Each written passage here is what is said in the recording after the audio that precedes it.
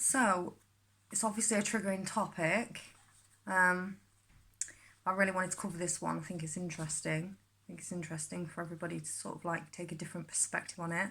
So you see the dynamics that play out. Take a different perspective from it if you can. Be a little bit more mature about this, you know. Instead of jumping on a bandwagon, I think it stops it stops a certain amount of growth that can take place in your life if we play out these dynamics, and it kind of is exhausting when we're fighting other people and we're not focusing on ourselves. Okay, obviously I don't condone, you know, I'm not sticking up for people who abuse other people, who lie, you know, obviously what you can term a crime, you know, things like that. Obviously seek help straight away, get away. I'll just say that straight off the bat, you know. If you're in an abusive situation, they're hurting you, see, they actually are hurting you, then leave. Just leave, okay? Just go. Find a way, get out, drop everything, pack your bags and go, okay? That's the first thing I'm going to say here. And I'm not going to sugarcoat it, because obviously if you're being in an abusive relationship, then you need to leave.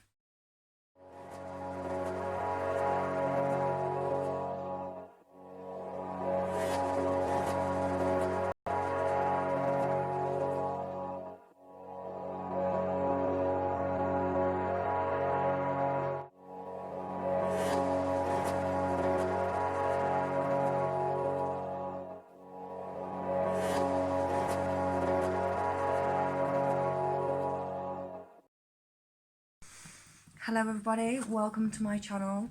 My name is Gemma. It's good to have you here.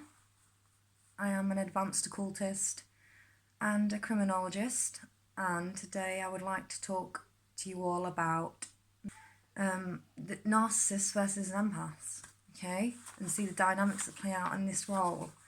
And you know, that kind of stuff. So let's get into it. What is narcissism? Narcissistic personality disorder is NPD, okay? In the DSM, someone who has a pattern of grandiosity, need for admiration, and a lack of empathy, right? And this is the Diagnostic Manual of Mental Disorders. This is classed as a mental disorder, right? So it's in the model, the dimensional model of personality disorders, okay? That's where you want to look for it if you're interested in looking at the medical terminology for it. Okay, that'll probably be a good place to start. So, yeah, let's get into it. What does grandiosity mean? Okay, so what does it mean? What does grandiosity mean when we want to talk about it? High self-esteem, okay? So, you know, there's a sense of personal superiority, okay? And there's also negatives to this, okay? Which is hostility and aggression when challenged, and exploiting others for self-gain, right? And then you've got an aspect of a need for admiration, okay? Which I've just said, obviously, so I'm breaking this down. And it's actually a need for respect and warm approval, okay? So I've Googled all this, obviously, I'm regurgitating stuff, so that people can have a general understanding. Okay, so we've also got lack of empathy, and it says they're unable to share feelings to one another, like to another person, right? So obviously these people have an issue with, they've been diagnosed as narcissists, they have an issue with lack of empathy, you know, grandiosity, so they've got too much of high self-esteem, have they? Alright, so let's just break that down. Okay, because there's a fine line, isn't there, between being a narcissist, terming somebody mentally ill for these things, which seem quite interesting, because when a lot of them don't really seem like that, they just seem like normal things, okay? We have to think about this for a second, what it means and why it's being termed like this in the first place, okay? So I'm going to talk about that for a second. There's a line between defining someone with grandiosity because of confidence, alright? But if you were to look at this and think, oh, okay, oh my god, I can't have too much confidence. If they have too much confidence, well, I'm a narcissist. Alright, so it blocks people from wanting to be confident in themselves, just in case they might be a narc.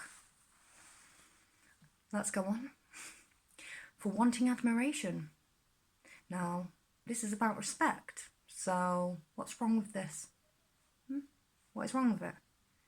That's how we meet another person. That is a general rule to introduce ourselves to other people.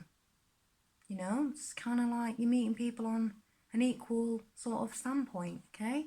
This is normal stuff, isn't it? I think. Okay, so finally, a lack of empathy. So, being able, not able to open up.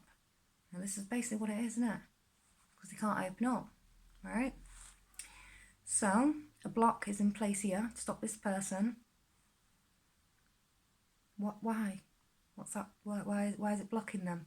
Okay, so there's another thing. Is it a bad thing? You know? That they've blocked something? Okay, maybe it's something they need to work on, yeah? Okay, that's fine. Because this might be something that's traumatic to them. That's why they're unable to do that, you know? Because what we can do is, in life, is that when something really bad's happened to us, we can shut off, shut down, you know? Shut you off. Yeah, so obviously I've been speaking about this in my videos.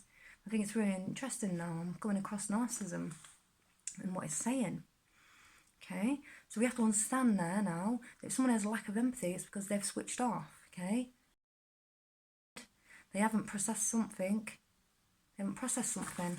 Now, when people do this, okay, when people shut off, the reason why they're doing it is because essentially they're protecting themselves, okay? Because that's what we do, isn't it? We protect ourselves. So you've got to understand what they're protecting themselves from, okay? Now this can be an aspect of their trauma, okay? Opening Pandora's box, okay? Obviously, this is something that's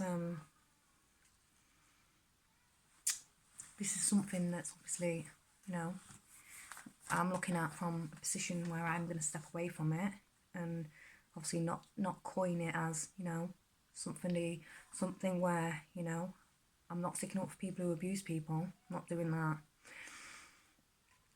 I'm not sticking up for people who do that kind of stuff because that's obviously out of order, yeah? So we know that.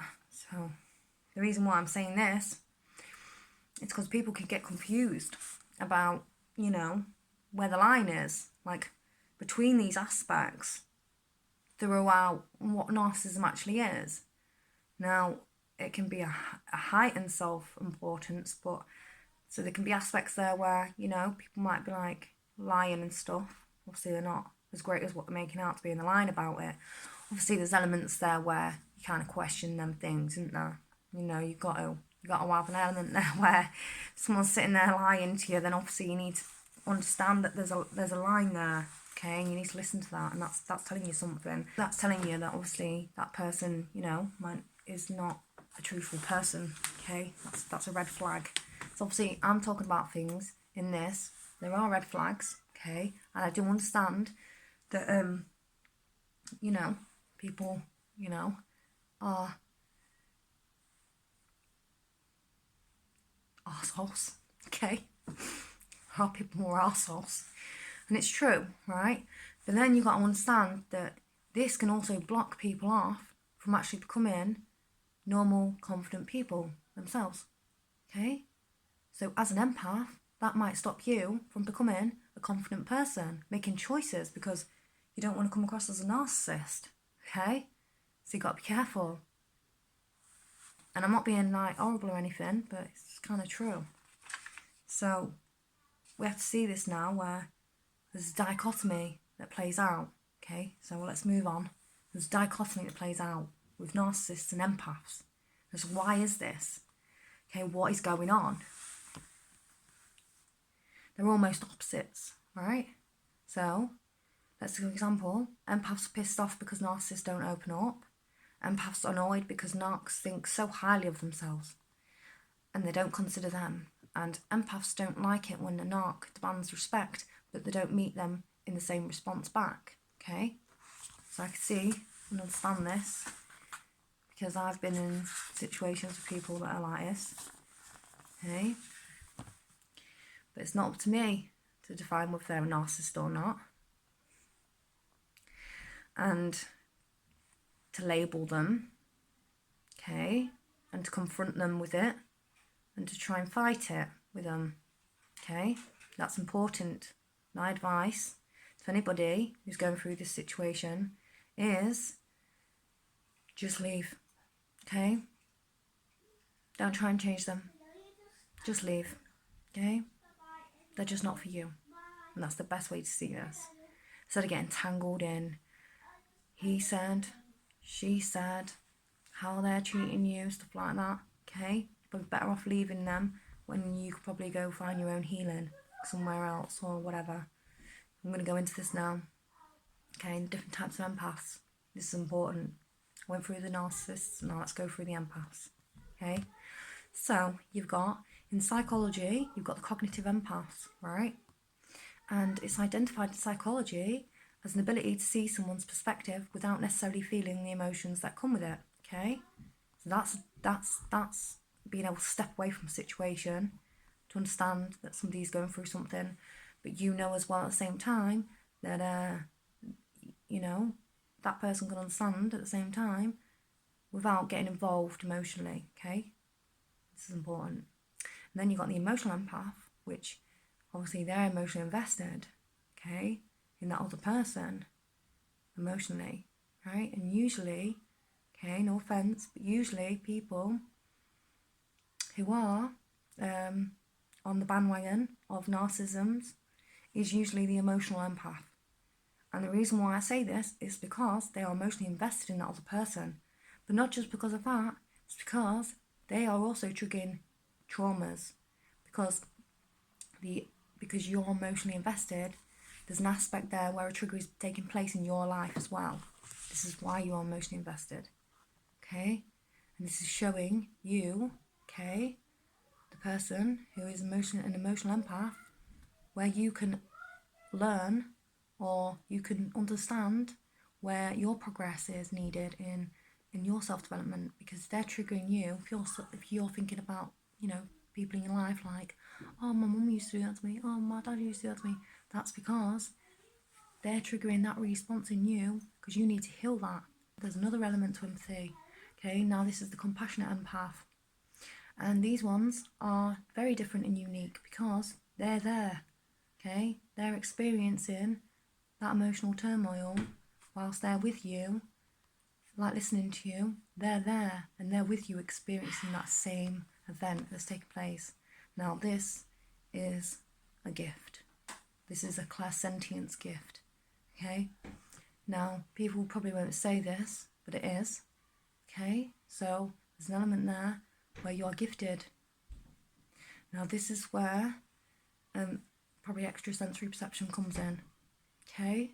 So there is a difference between trauma and how somebody is how you're being triggered by trauma responses in that other person, because they're reflecting on to you a past trauma and you're remembering it through that person.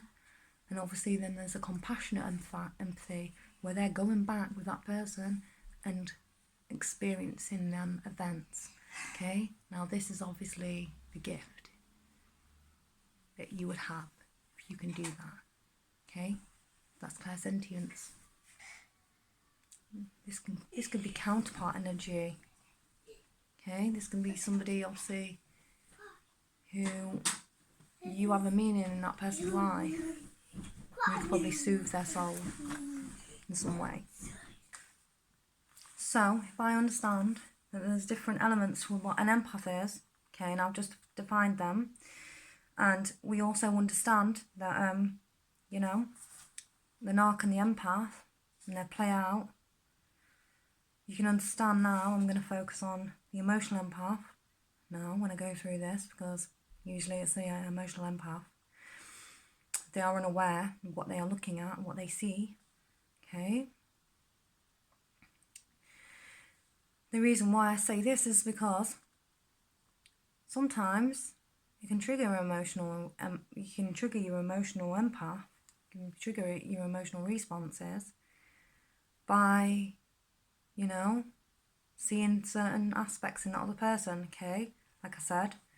So if we was to see an aspect of another person in them, they're showing us something that we need to learn, our triggers, okay?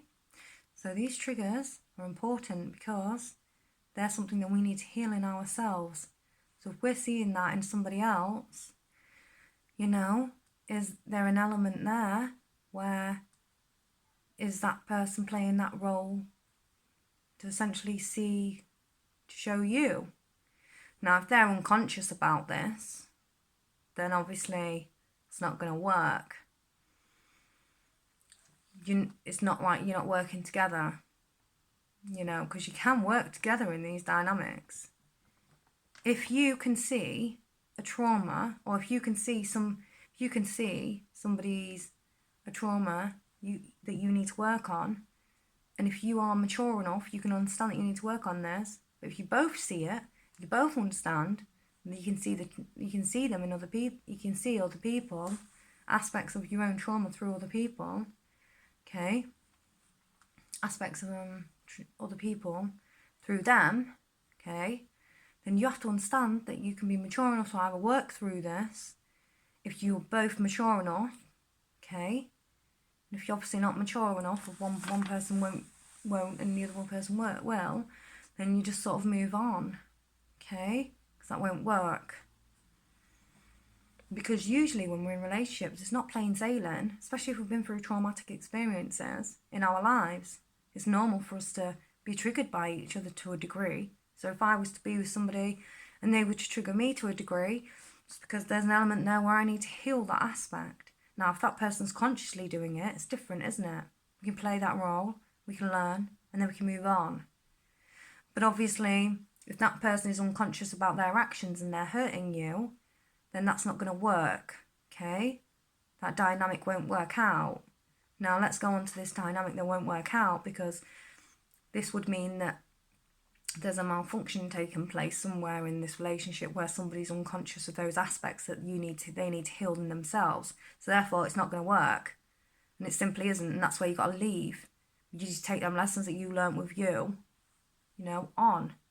So where the aspects that you need healing, and understand those things that person's shown to you, okay? So, okay, let's carry on now, because we've got submission versus domination. So this is the play out. This is how it works. You get narcs and you get empaths, and it's the play out. Okay, and it's about submission and domination. It's the play of power. So you've got a play of power going on here. Okay, so if I give an example, if you choose to stay in a relationship like this, or if you've ever been in a relationship like this, you'll see that, I don't know, it's forgot your birthday. It's forgot your birthday. Or you didn't forget your birthday, you just didn't give a shit. And he went and bought beer and chocolates instead, alright? Say and he did it all for him. And he sat there and ate ice cream and beer and chocolate, whatever. And it was your birthday, alright? And then you're just like, well, where's my present? Where's my whatever? And it's like, I'm going to give him like till, 10 o'clock at night, maybe, see what he's got. Nothing, alright? So you're like, hang on a minute. Now, this is the part where he knows he's pissed you off. There's an element of dominancy there. He didn't say anything. He didn't do anything for your birthday. He didn't do anything or anything like that. He didn't act out for you. And then there's you. And you're like thinking, well, hang on a minute. What's going on here? Like, how is he not giving a crap about me?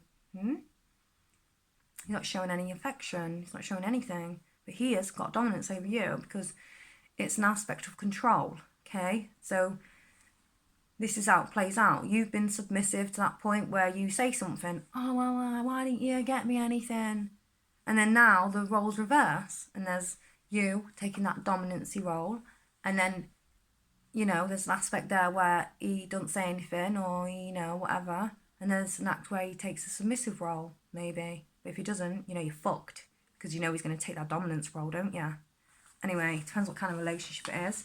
So you have to understand there's a play out here of emotions, and you are playing a role. So if that empath was just like really upset and didn't say anything, she's completely playing that submissive role. He's completely playing that submissive role, not saying anything at all.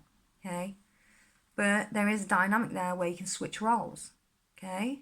Where, you know, the empath will emotionally break out and say, why didn't you get me that? Why didn't you get me anything? At least anything, please. What's wrong? Tell me why. You know, that's an act of dominancy to the narcissist. Okay?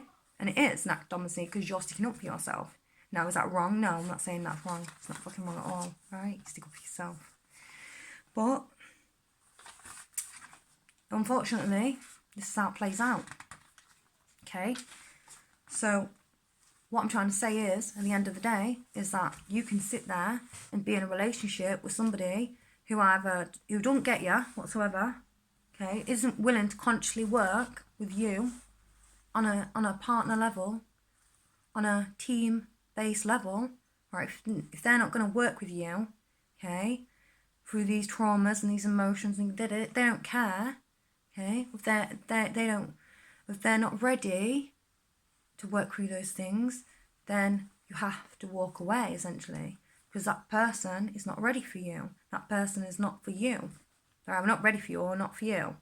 Now, I won't say that person is just not ready for you and hold on to them. I would carry on with your life, okay? So that's my message to empaths out there, you know? So let's break this down a little bit. So if I was an empath and I was talking to an empath now, my advice to you, okay, would be to understand the role you play as an empath. Okay? What empath are you? Are you a cognitive empath where you can step away and understand? Are you an emotional empath where you are triggered? And obviously you care about that person, but you're triggered by them. Okay? So you understand that there's obviously elements there of self-development that you need to take, that needs to take place. Or are you a compassionate empath where you actually have an ability to sit in that experience and go through you're almost like you're there, experiencing what somebody's telling you. That's clairsentience. So what ability do you have? Because that's an actual ability, compassionate empathy. I'd say that is a spiritual ability, okay?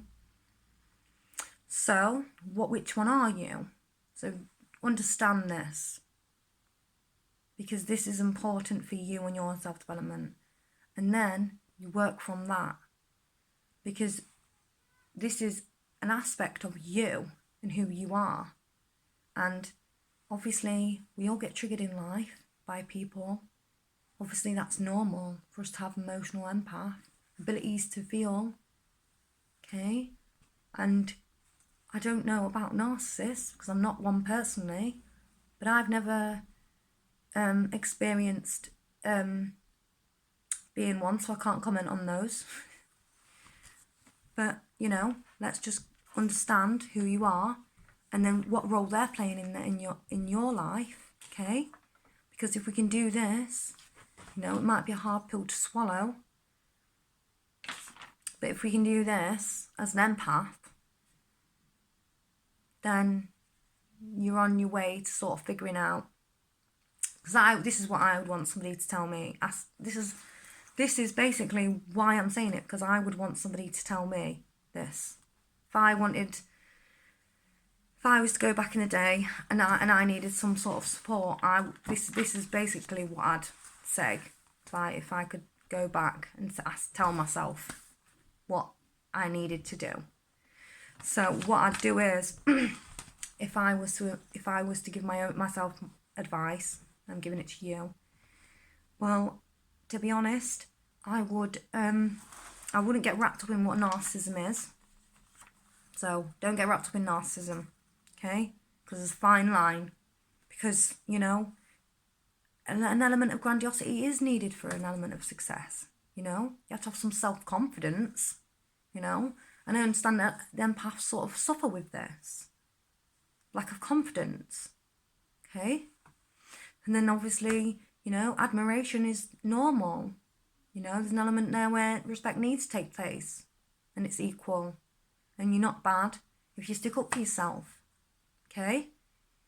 So obviously there's elements there where if you're going to stick up for yourself, then you be careful about that, okay? If you're in a relationship that's, you know, where they're not a very nice person, okay? So it's hard, and ultimately, because there's an element of lack there in your life as an empath, because they lack empathy. You know, if we leave them, I'm going to be alone, okay? So I'd just leave them, and that's my advice. Just leave them. I have left. I've packed my bags and I've left so many times, okay? When I see something happening in my life and I don't like it, I leave, okay? And that's what I would do if I was you in a situation where I didn't feel like I was safe. So obviously, get out if you need to. Yeah. My advice to narcissists, well, it depends what a narcissist is, you know? You can't go around calling people narcissists, because that just makes you just as bad as them. And that's true, because you shouldn't really be labelling people, because then that's like a power play. Still, you're still playing that power of subdom role in arguments, or you're going out onto the world and you're doing it. It's a subdom thing. So obviously there's issues there where, you know, you can say what you want and it's up to you to say what you want. It's your life. But there's also elements there where, you know, you probably need to be careful as well. So as a general rule, I wouldn't go around calling people narcissists, because it's actually a diagnostic in the diagnostic mental disorders, okay? I mean, back in the day, they were sectioning people in the 1960s, for example, for being gay, homosexuals, sectioning them, okay? Yeah, 60 years ago. So we've got to understand this, like the approach that we need to take to narcissism. And there's a reason why they're narcissists, because they've not opened up. There's something that's not being opened in their mind. It's almost like, what do we do? Poke it, and then push it out. But then nobody knows how to heal it. Especially these mental institutions, they don't know how to heal them. They just know how to push it out of you. Then what? So we have to understand it from, you know, as a narcissist. If somebody was a narcissist, like, see the things in their life that they haven't spoken of. And, you know, who knows what type of life they've had. I think very dangerous people, okay? Very dangerous, okay?